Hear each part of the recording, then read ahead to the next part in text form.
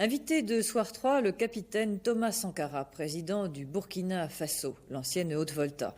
Il est à Paris pour participer à la conférence internationale sur la forêt et le bois, un vrai problème dans son pays, victime de l'extension du désert. Il répond à Richard Tripot.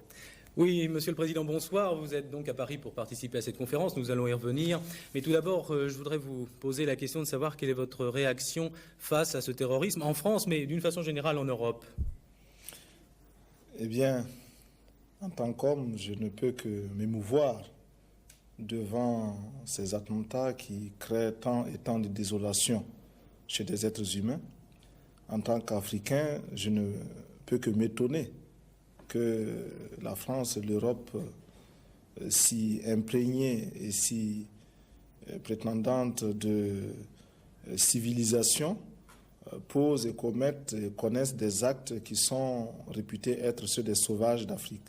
Oui, en tant que révolutionnaire, je regrette que des hommes n'aient à s'exprimer ou n'aient été condamnés de s'exprimer que de cette façon-là. Monsieur le Président, on connaît votre amitié pour le colonel Kadhafi. Cette amitié ne vous gêne-t-elle pas dans la mesure où le colonel Kadhafi a qualifié les attentats de Rome et de Vienne d'actions héroïques? Ça vous semble correct? Mais il a changé de position quelque temps après. Bien, merci. Nous allons parler d'autre chose. Vous avez rencontré le président Mitterrand hier, je crois. Alors, ces relations avec la France s'améliorent, les relations du Burkina Faso et de la France?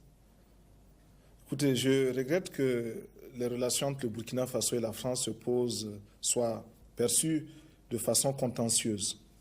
Nous avons des relations qui sont parfois difficiles, chacun estimant de son côté qu'il est insatisfait. Il convenait de discuter avec les autorités françaises, d'en rechercher les causes et de proposer des solutions. Je pense que ce contact a été positif. Mais vous n'avez pas l'impression que quelquefois vous êtes mal entendu à Paris dans la mesure où vous souhaitez de l'aide, bien sûr, mais quelquefois aussi d'une façon un peu difficile, car vous n'hésitez pas à qualifier la France d'impérialiste parfois. Mais c'est à ce prix aussi que l'on se construit. Nous ne pouvons pas attendre de l'aide de façon inconditionnelle, d'où que cela puisse venir. Et le minimum d'indépendance de pensée, indépendance d'action, indépendance politique, se réalise par le devoir de dire aussi ce que nous pensons, de l'aide d'où qu'elle vienne. Et vous pensez que ces relations vont s'améliorer encore dans les mois à venir? Je crois que... Vous avez reçu des assurances? Je crois que nous pouvons nous comprendre davantage et il reste encore bien des points d'insatisfaction sur lesquels il faudra que de part et d'autre, burkinabés et français, nous travaillions. Alors, Monsieur le Président, nous allons venir sur le problème de la forêt pour lequel vous êtes à Paris essentiellement.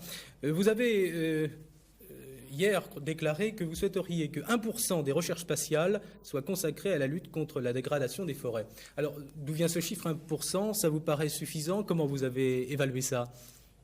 Par-delà le chiffre lui-même, ce que nous visons, c'est imposer la prise de conscience devant un problème, un fléau aussi grave que la désertification. On va voir quelques images du Burkina Faso, de votre pays, essentiellement. Oui. Pour ce fléau, nous estimons que la responsabilité n'incombe pas seulement à ces hommes et à ces femmes qui vivent au Burkina Faso, mais également à tous ceux qui, loin de chez nous, provoquent de façon directe ou indirecte des perturbations climatiques, écologiques. Qui peut démontrer aujourd'hui que les engins que l'on envoie dans l'espace ne dérange pas, ne perturbe pas cet équilibre-là. Vous avez dit qu'effectivement, la lutte contre la désertification est anti-impérialiste. Oui, la lutte contre la désertification est un combat anti-impérialiste dans la mesure où nous savons que pour l'impérialisme, l'exploitation des hommes est un acte tout à fait normal, a fortiori l'exploitation des forêts, de quelque façon que ce soit, directement ou indirectement. Capitaine Sankara, ça sera ma dernière question. Et d'ailleurs, avec Geneviève Guichenet, tout à l'heure, on se posait bien la question. Pourquoi le Burkina Faso? Pourquoi avoir voulu changer le nom de la Haute-Volta? Oui, parce que Haute-Volta, cela ne voulait rien dire pour personne, en particulier pour nous, burkinabés. Et c'est un nom qui ne nous renvoie qu'à un passé colonialiste.